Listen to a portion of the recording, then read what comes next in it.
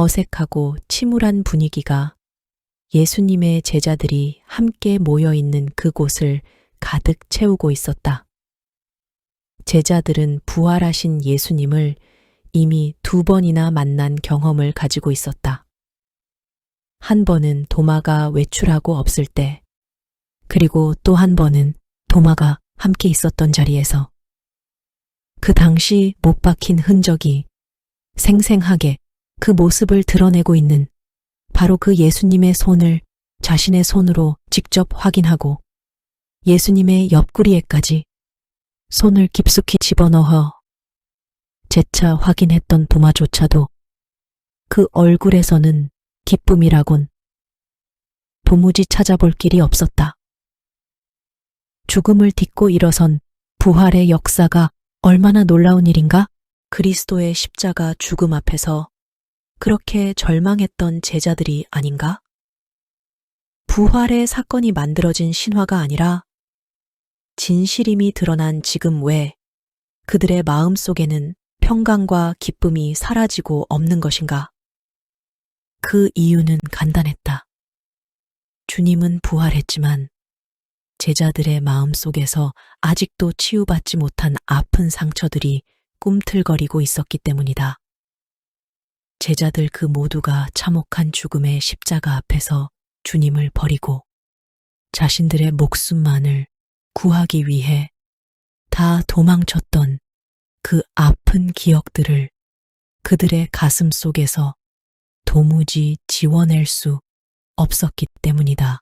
그들 가운데 흐르는 무거운 침묵은 제자들의 내면 속에 깊이 흐르고 있었던 죄책감과 후회, 자신들에 대한 절망감과 분노를 그대로 대변하고 있었다. 갈릴리 바닷가 또는 디베랴 바닷가라고도 부르는 이곳은 제자들에게는 그 어느 누구보다도 친밀감과 익숙함으로 가득 찬 그런 장소였다.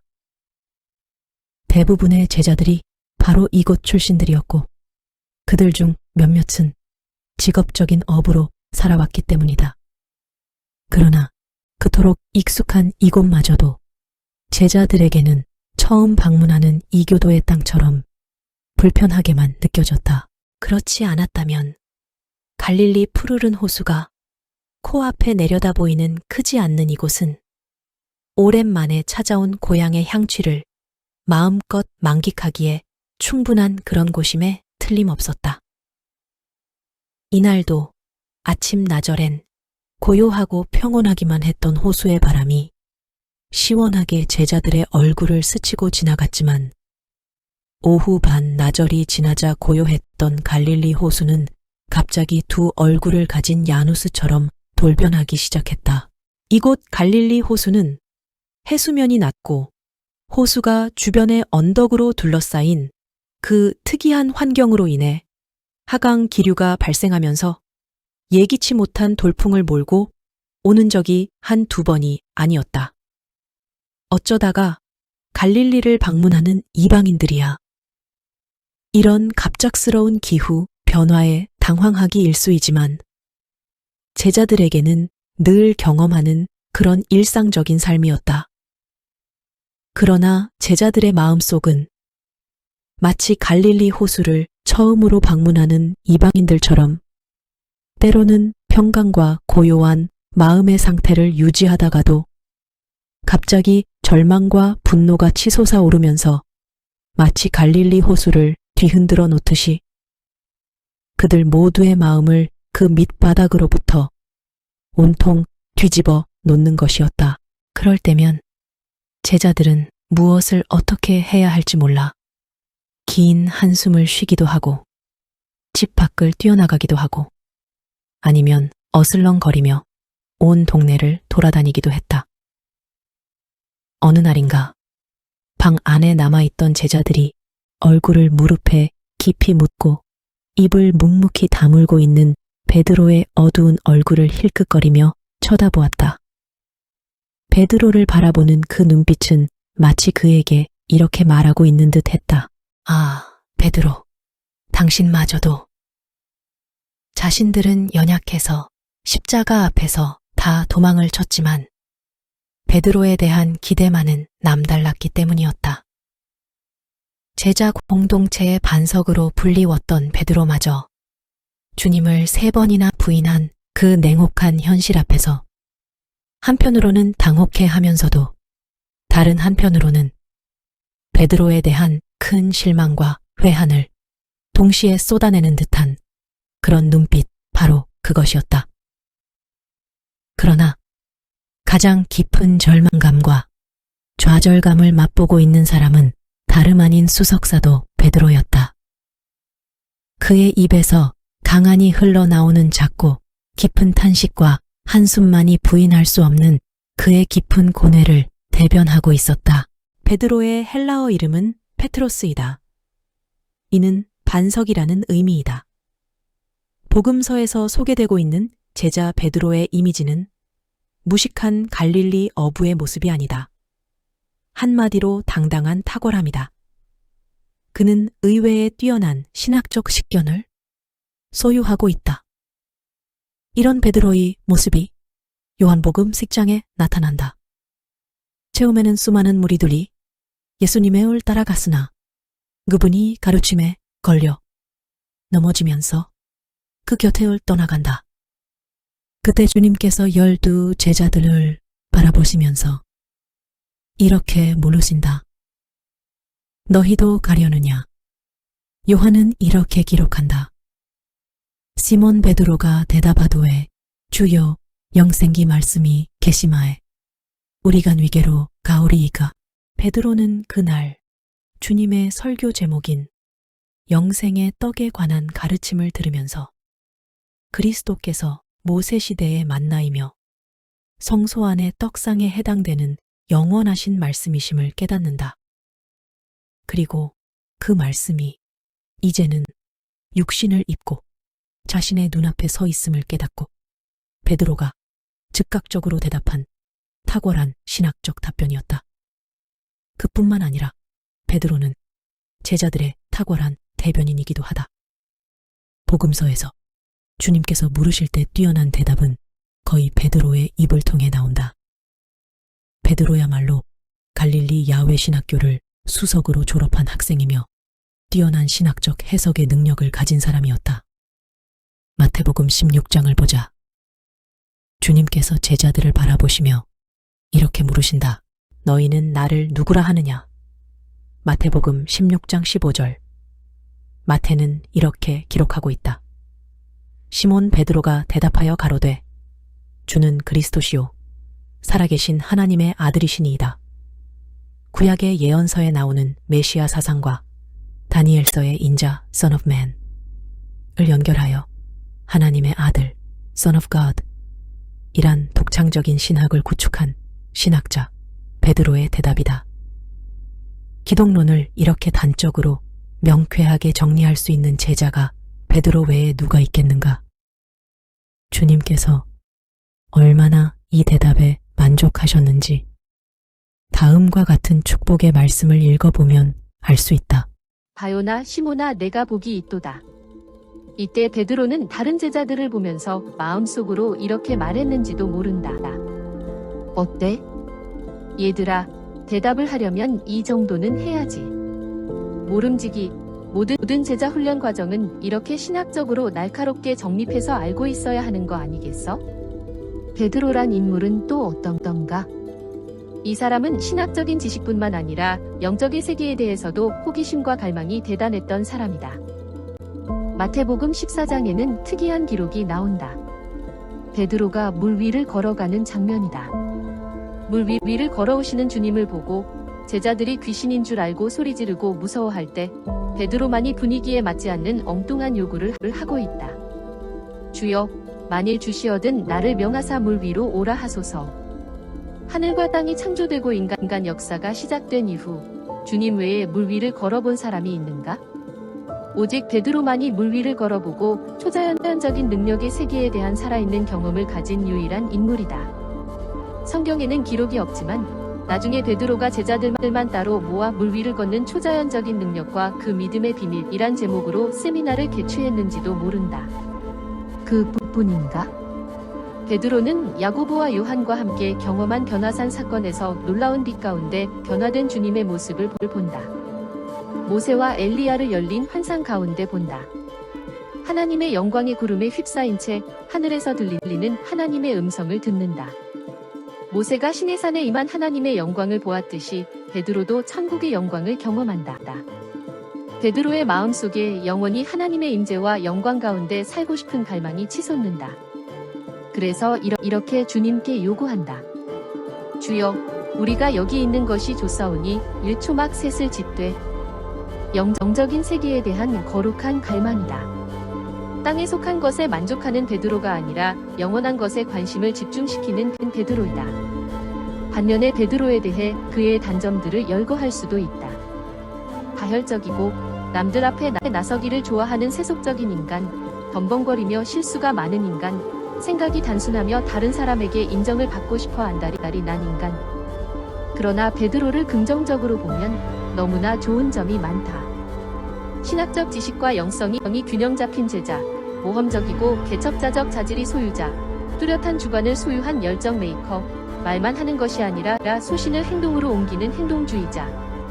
한마디로 당당한 자아상을 가진 베드로의 모습이다. 주님은 이런 베드로를 택하시고 그를 사람을 낚는 어부가 되게 하시고 이 반석 위에 음부의 권세가 이기지 못할 주님의 교회를 세우시겠다고 약속하셨다. 모든 일이 순조롭게 우리 뜻대로만 될 때, 그때 우리는 더욱 당당한 우리 자신의 모습을 본다.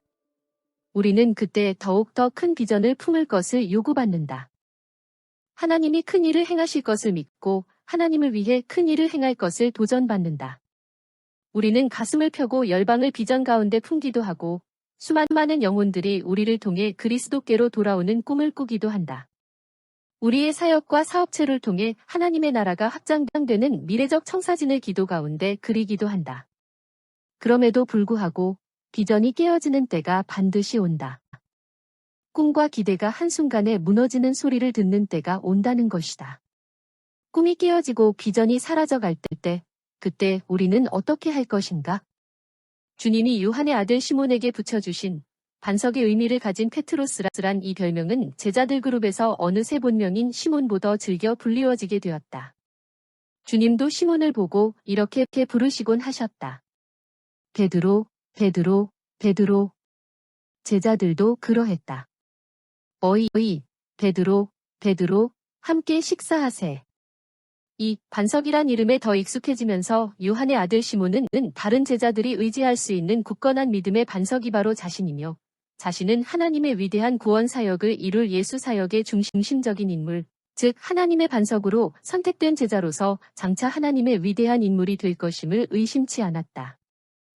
주님께서 십자가 사건을 앞두고 제자들에게 그들이 주님을 다 버리게 될 것을 말씀하셨을 때 베드로는 이렇게 대답한다. 다 주를 버릴지라도 나는 언제든지 버리지 않겠나이다. 내가 주와 함께 죽을지언정 주를 부인하지 않겠나이다. 혹시나 주님과 함께 참혹한 십자가 죽음을 죽지나 않을까 내심 두려워했던 다른 제자들은 이런 베드로의 당당한 대답을 들으면서 이렇게 생각했을지도 모른다. 이 역시 수석제자는 우리와는 달라도 뭔가 달라. 역시 반석 같은 믿음이야. 순교자적 믿음이지. 그러나 결과적으로 이 반석은 다른 사람도 아닌 한 계집종 앞에서 여지없이 박살이 나게 된다. 주님을 3번이나 부인한 반석 제자는 밖에 나가 심히 통곡하게 된다. 십자가 시험 앞에서 3번이나 겟세마네 동산에서 기도 가운데 승리하신 주님과는 달리 베드로는 주님을 부인할 것임을 이미 경고를 받고도 3번이나 기도에 실패했기 때문이다. 그렇다. 반석인 줄 알았는데 반석이 아니었다. 요한의 아들 시몬은 깨어진 반석이 되고 말았다. 반석이 될 것으로 기대를 받았지만 반석이 되기에는 턱없이 부족했던 사람, 바로 그가 베드로였다. 우리 주변에도 이런 분들을 종종 발견할 수 있다. 비전이라는 날개를 달고 하늘을 날 것 같았지만 날개가 부러져서 절망의 바닥으로 곤두박질 치는 분들이다. 설교 능력도 탁월하고 신학적 통찰력도 뛰어난데 여전히 실패와 연단의 불 가운데 있는 분들이며 무너지는 낙심 가운데 있는 분들이다. 능력과 기름 부으심도 탁월함에도 불구하고 계속되는 실패와 고난 가운데 몸부림치는 분들이다. 때로는 주님의 다시 오심을 준비하는 광야의 소리들로 오랜 세월 소원하면서도 숱한 시간을 고통스러운 기도 가운데 보내는 분들이다. 어찌 사역자들 뿐이겠는가? 적지 않은 신자들도 그러하다. 이러한 분들은 오랜 신앙상 생활을 통해 자신의 믿음을 한 번도 의심해 본 적이 없는 분들이 대부분이다. 많은 제자 훈련을 받았고 교회 안과 밖에서 적지 않은 리더급 사역도 하신 분들로서 기대와 존경을 받았던 분들이다. 주님에 대한 열정도 있고 영적인 깊이 또한 있는 분들이다. 그러나 갑작스러운 인생의 위기 앞에서 무너질 것 같지 않았던 자신의 반석 같은 믿음마저 와르르 무너져 내리는 절망적인 깨어짐을 경험한 분들이다. 그러나 이제는 이러한 쓰라린 경험과 고난의 터널을 통과하면서 베드로처럼 자기 속에 더 이상 반석으로 쓰임받을 수 있는 어떠한 믿음도 어떠한 자질도 없음을 깨닫는다. 그리고 이렇게 기도할 수밖에 없는 이 시대의 베드로들이다. 아, 하나님, 저는 반석이 아니었습니다. 예, 저는 깨어진 반석이며 부서진 반석일 뿐입니다. 아, 하나님, 저는 많은 영혼들을 구원하기 원했지만 제 몸 하나도 구원할 수 없는 무능한 종이었습니다. 인생의 항로를 헤쳐나가는 우리는 언젠가 깨어짐의 순간을 맞이합니다. 예수님을 3번이나 부인한 베드로처럼 우리는 자신의 약점과 실패에 직면하며 깊은 고통과 절망의 소용돌이에 빠지게 됩니다. 좌절감, 죄책감, 자포자기는 마치 어두운 그림자가 우리 마음을 뒤덮고 신앙과 사명에 대한 의지를 꺾어버립니다. 하지만 그곳에서 주님의 긍휼은 따스한 햇살처럼 우리를 비추고 치유의 은혜는 부서진 마음을 어루만져 줍니다. 디베랴 바닷가에서 베드로를 다시 찾아오신 예수님처럼 주님은 우리의 상처를 위로하며 부드러운 사랑으로 감싸 안아줍니다. 실패와 좌절은 우리를 버리지 않고 오히려 더 깊은 사랑으로 이끌어 주시는 계기가 되는 것입니다. 깨어짐을 경험한 우리에게 주님은 다시 시작하자 라고 속삭여 주십니다. 베드로에게 시몬이라는 이름으로 불러주신 것처럼 주님은 우리를 처음 주님을 만났던 순간으로 되돌아가게 하십니다. 그때 느꼈던 뜨거운 사랑, 순수한 열정, 온전한 헌신을 되찾도록 인도하시는 것입니다. 주님은 우리에게 나를 사랑하느냐? 라고 질문하십니다. 이는 단순한 질문이 아니라 우리의 마음을 돌이켜보고 진정한 사랑을 되찾도록 깨우치는 메시지입니다. 하나님의 사랑으로 주님을 사랑하는 것은 쉽지 않지만 친구의 사랑으로라도 다시 시작할 수 있다는 희망을 주십니다. 우리는 깨어진 그릇과 같습니다. 하지만 주님은 이 깨어진 그릇을 통해 영혼을 추수하시는 놀라운 역사를 베풀어 주십니다. 디베랴 바닷가에서 풍성한 고기를 잡게 하신 것처럼 주님은 우리의 약점과 부족함을 채워주시고 풍성한 은혜를 부어주십니다. 깨어짐을 경험한 우리는 더 이상 자기 힘으로 살아가려고 하지 않습니다. 오히려 주님의 뜻에 순종하며 성령의 인도하심을 따라 살아갑니다. 그리하여 우리는 주님의 영광을 드러내는 도구가 되고 하나님의 나라를 이루는 역사에 참여하게 됩니다. 베드로는 깨어짐을 통해 변화된 삶을 살았습니다. 성령으로 충만하여 강력한 증인이 되었고 수많은 사람들을 예수님께 인도했습니다. 그는 주님을 위해 목숨까지 바치며 자신의 헌신을 증명했습니다. 베드로의 삶은 깨어짐이 곧 끝이 아님을 보여줍니다. 오히려 깨어짐은 더 큰 영광을 위한 시작이 될 수 있다는 것을 보여주는 귀중한 본보기입니다. 우리 모두 힘들고 절망적인 상황 속에서 영혼의 어두운 밤을 보냅니다. 하지만 주님은 우리를 버리지 않으십니다. 우리는 주님께 간절히 기도해야 합니다. 주님, 우리가 모두 깨어진 반석과 같습니다. 주님의 긍휼을 부어주소서. 우리를 버리지 마옵시고 치유하셔서 주님의 영광만을 드러내는 도구로 사용하여 주옵소서. 예수님의 이름으로 기도드립니다. 아멘.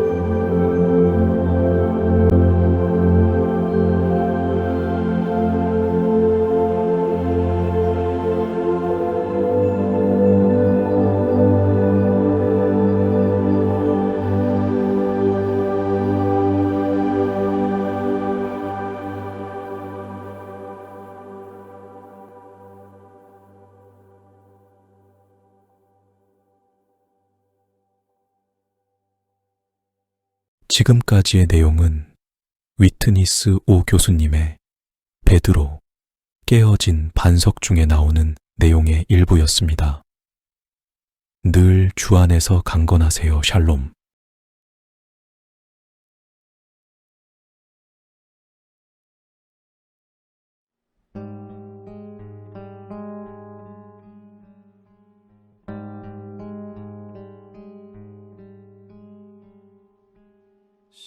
십자가를 질 수 있나 주가 물어보실 때 죽기까지 따르오리. 성도 대답하였다.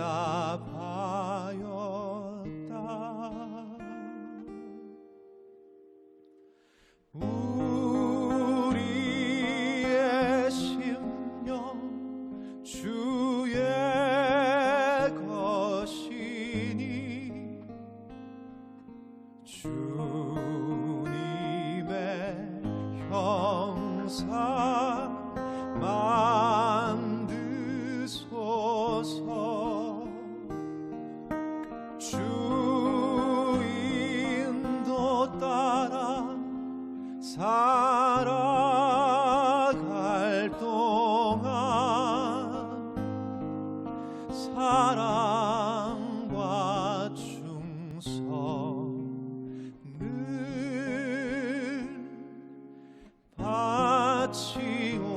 바치오리다.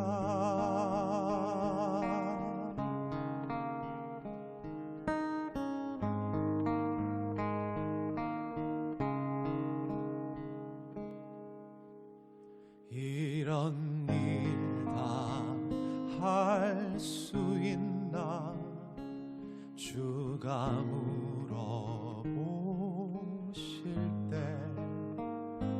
용감한 자 바울처럼 선뜻 대답하리라.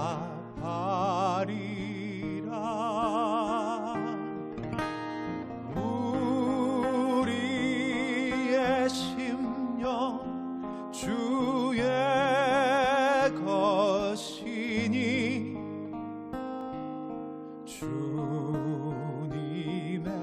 형상 만드소서.